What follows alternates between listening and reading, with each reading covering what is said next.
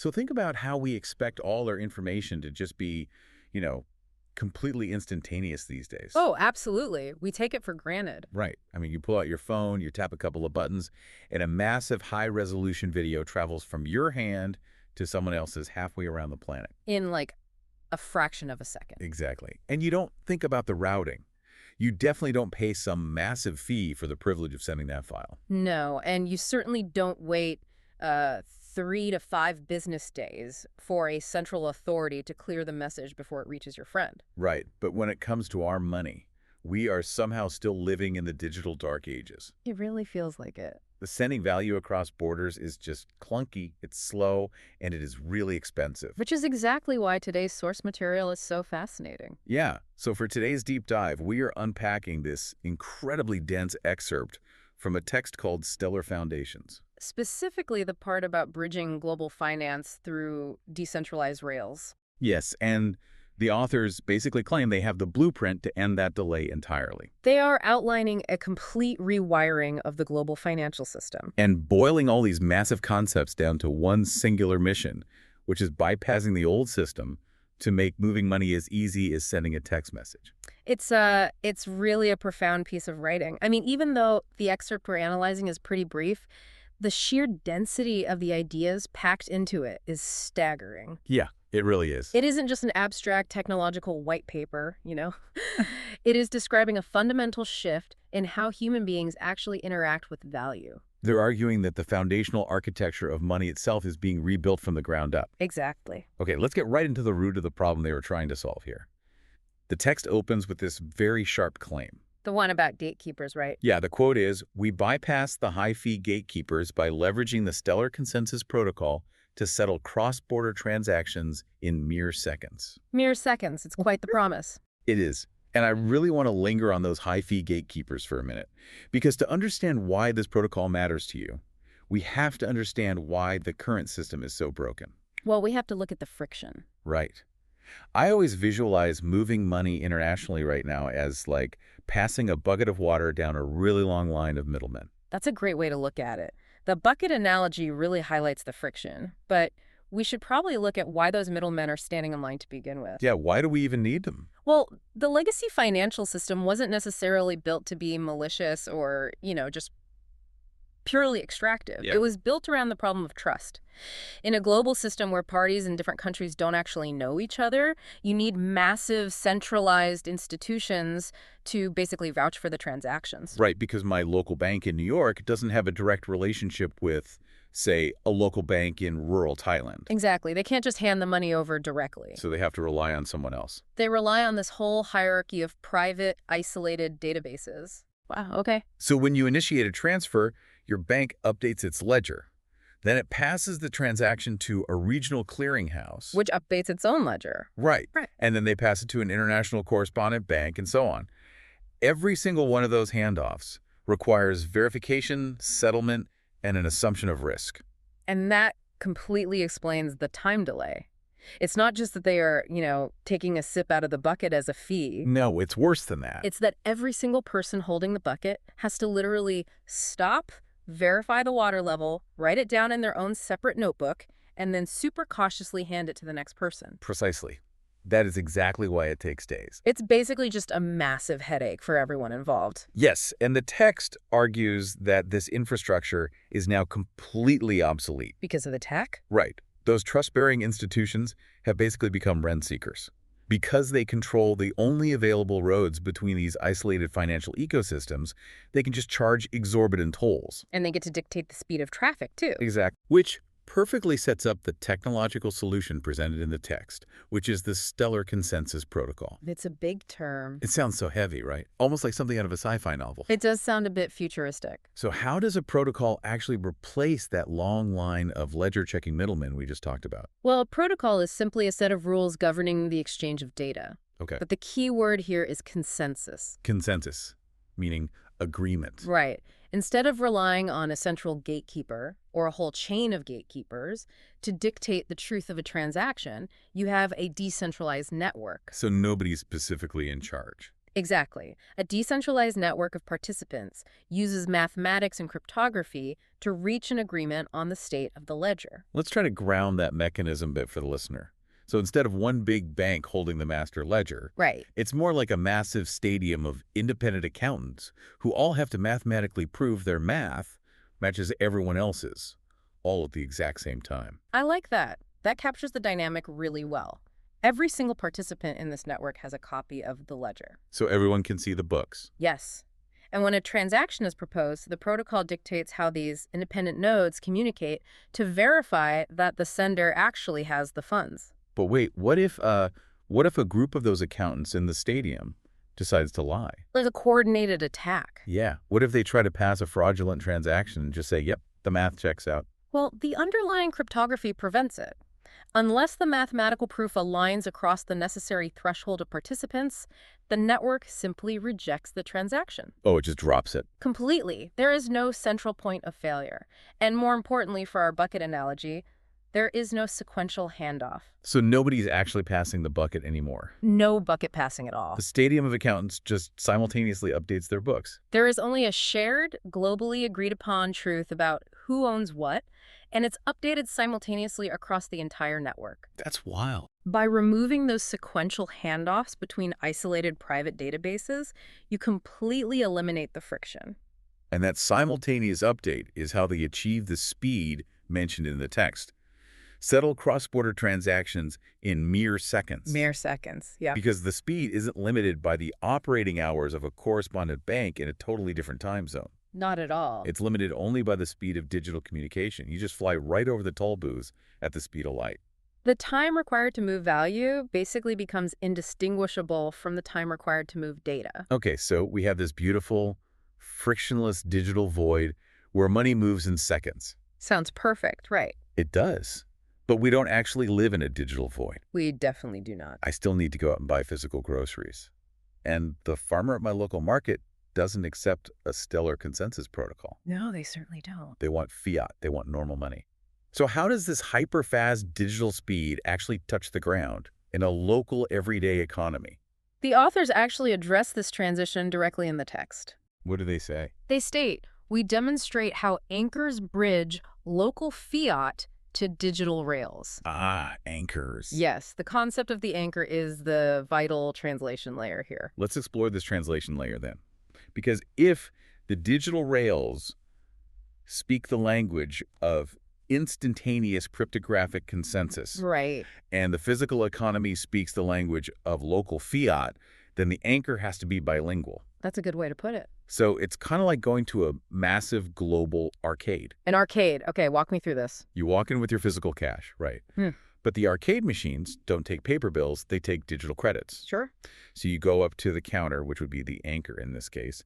You hand them your fiat, and they give you digital credits on your phone. And now you can transact at the speed of light anywhere within the arcade's digital ecosystem. Okay, the arcade analogy definitely illustrates the conversion process, but it actually falls short in one really critical area. Oh, where does it fall short? An arcade is a closed loop. It's owned by a single company. The text is proposing an open network. So think of an anchor as a trusted local entity. Maybe it's a fintech company, a local remittance provider, or even just a community bank. Okay. They accept your physical fiat, they hold it securely, and they issue an equivalent digital token onto the decentralized network. But it's not trapped in an arcade. Exactly. Once that token is on the network, it isn't restricted. It can move anywhere, to anyone, instantly. Oh, wait, if the anchor is just a local entity holding my physical cash, Yeah. aren't we just recreating the gatekeepers? How do you mean?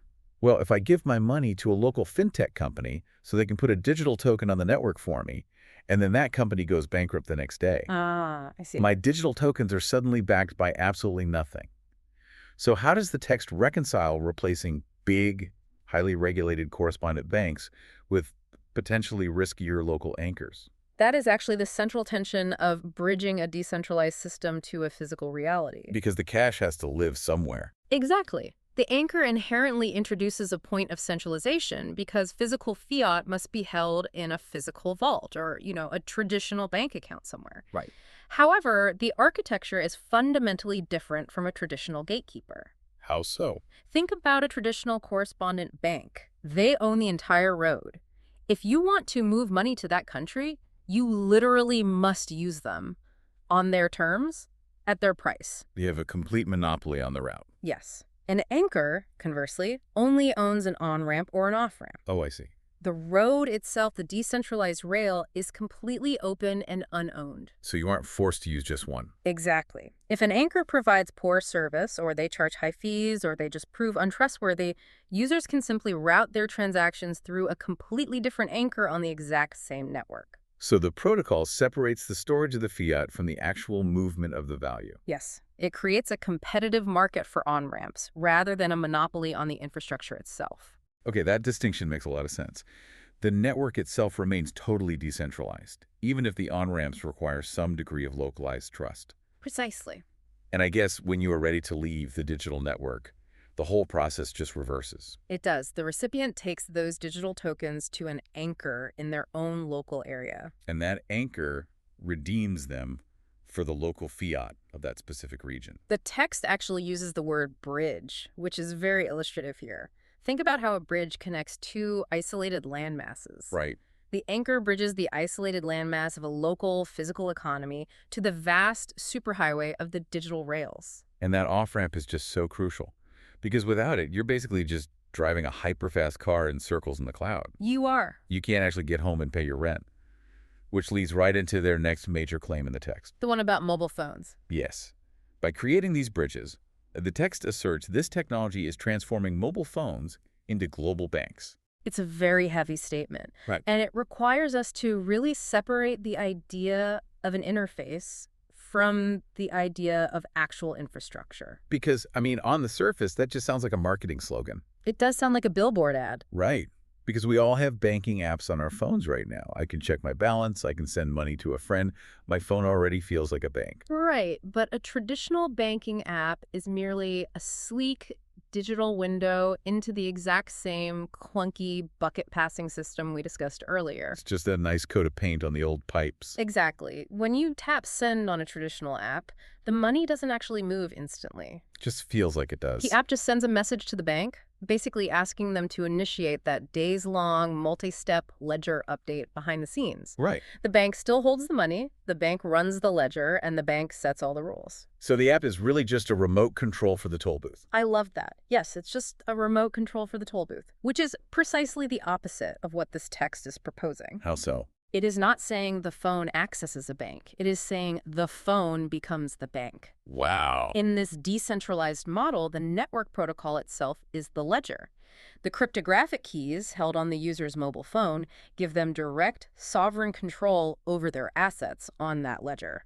So a traditional brick-and-mortar bank requires capital, vaults, security guards, and massive mainframe computers just to clear transactions. Huge overhead. And this text proposes that the core utility of all that infrastructure, the storing and transferring of value, is compressed into the software of a cheap smartphone. Connected directly to a global consensus protocol, yes. That is incredible. But the authors do add a really crucial caveat to how this must be achieved. What's the caveat? They write that this transformation happens by prioritizing interoperability over hype. Let's unpack that. Interoperability over height.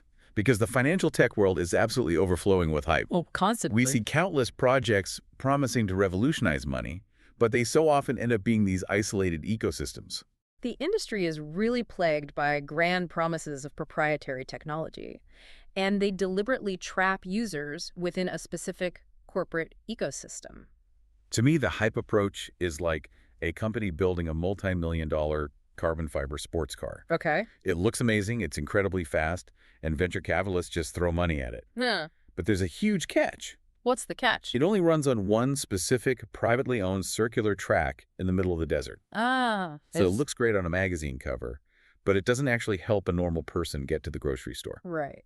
It's useless for everyday life. But interoperability, on the other hand, is like deciding not to build the flashy car at all, but instead pouring all your engineering into building a universal road system that any car, truck, or bicycle can drive on. Exactly. The authors are making a deliberate philosophical statement against walled gardens here. Universal roads over private tracks. Interoperability means that different systems, different anchors issuing different local fiats and different digital wallets can all speak to each other seamlessly. If a system is fast, but it's not interoperable, it's just a new silo. It basically becomes a new gatekeeper. Which defeats the whole purpose. Yeah. And it's exactly how the internet works, right? Yeah, it's perfect comparison. The internet is built on interoperable protocols like TCP/IP. If I send an email from a server in Tokyo, it can be read on a phone in London instantly, regardless of what hardware or software either person is using. The network just routes the data. It doesn't care if you have a Mac or a PC. Exactly. And the text is envisioning that exact same universal compatibility, but for value instead of just data. By prioritizing interoperability, the foundational rails become a public good rather than a proprietary product. Which brings us to the ultimate conclusion of the excerpt. And really, it's the moral imperative driving all these technical mechanisms. The human element. Yes.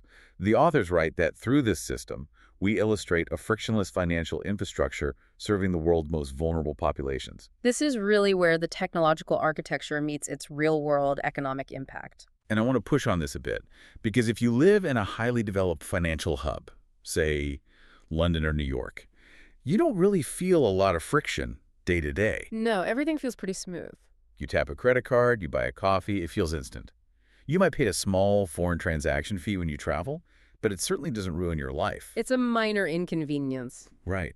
So why does this text specifically highlight the world's most vulnerable populations as the primary beneficiaries of this frictionless infrastructure? Because friction in the financial system acts as a regressive tax. A regressive tax, meaning it hurts the poor more than the rich. Exactly. The current architecture penalizes the poor far more heavily than the wealthy. Break down the economics of that for us. How does friction act as a tax? Well, consider those middlemen taking sips from the bucket. If a massive multinational corporation is transferring $50 million across borders to pay a supplier, the gatekeepers might take a fraction of a percent in fees. Relative to the massive amount of capital being moved, the friction is negligible. The corporation absorbs the cost easily. It's basically just a rounding error on their balance sheet. Right. But if a migrant worker is trying to send $100 back to their family in a developing nation... Money that is probably immediately required for food or medicine. Exactly. Those same gatekeepers might charge a flat wire fee plus a terrible exchange rate on top of it. Oh, wow. That friction can easily consume 10 to 20% of the total transfer. As they take a massive gulp out of a very small bucket. Yes. And for that family, that 20% is not a rounding error. That's a week's worth of groceries just gone. It is a devastating barrier to economic stability. Furthermore, traditional banking fundamentally relies on the profitability of the customer. Meaning they only want you if they can make money off you. Precisely. It is structurally unprofitable for a legacy bank to open a physical branch in a remote, underserved community, or to maintain ledgers for individuals who only transact in micro amounts. The overhead costs of the legacy system are just too high. So the banks just don't go there. Therefore, those populations are just entirely excluded from the global financial system. They are left entirely unbanked.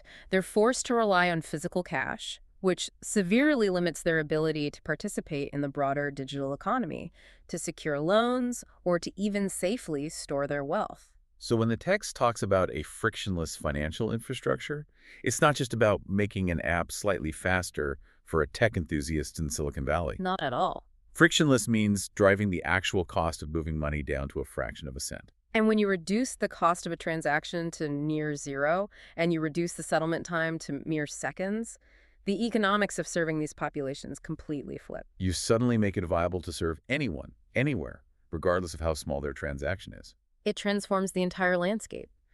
A farmer in a rural village armed with nothing but a cheap smartphone and a connection to a local anchor suddenly has the exact same access to the global digital economy as a hedge fund manager in Manhattan. Because they are routing their value over the exact same interoperable rails. Yes. The vulnerable populations are no longer unprofitable burdens to a legacy banking system. They become equal participants on a decentralized network. That is just the transformative power of focusing on interoperability over hype. The authors are not describing a toy for No, speculators. they're outlining foundational infrastructure for human beings who have been historically marginalized by those high-fee gatekeepers. It really is a complete paradigm shift. I mean, we started by looking at the massive bottleneck of the traditional financial world, right? The slow, expensive, isolated databases. Passing risk back and forth. Then we explored how the mathematical certainty of a consensus protocol can just bypass that entirely, settling cross-border transactions in mere seconds. Then we dissected that translation layer. Right, seeing how anchors serve as vital bridges, taking physical fiat and converting it onto high-speed digital rails without establishing new monopolies. And finally, we saw how prioritizing universal interoperability turns an ordinary mobile phone into a globally connected bank. Fundamentally serving the world's most vulnerable populations by eliminating the friction that keeps them isolated. It is truly a remarkable synthesis of cryptography, network economics, and global impact, all contained within just a few lines of text. It really is. But as we conclude our analysis of this excerpt, there is a fascinating and perhaps highly disruptive implication that naturally follows from everything we've just discussed. Oh, what's the implication? I want to hear this. Well, we've spent all this time examining how decentralized rails bypass the traditional financial architecture, right? Right. If this system scales exactly as the authors envision, if interoperable digital rails successfully transform every single mobile phone into a frictionless global bank for the unbanked, Yeah. it really forces us to reconsider the future of legacy institutions. I mean, how long will it be before the very concept of a physical national bank, with its heavy vaults, its limited operating hours, and its centralized sequential ledgers, becomes nothing more than a historical relic? Wow. A relic of the past. It genuinely makes you wonder if future generations will look at a traditional brick-and-mortar bank the way we look at, like, a telegraph office today. Exactly. If you can send value across the globe as easily, instantaneously, and cheaply as sending a text message, the old infrastructure simply stops making sense. It really does. And it turns out that future might not just be a theoretical concept. According to this text, it is actively being built as the new foundation. The foundation is being laid right now. Well, that is a lot to think about. Thank you for joining us on this deep dive. We'll see you next time.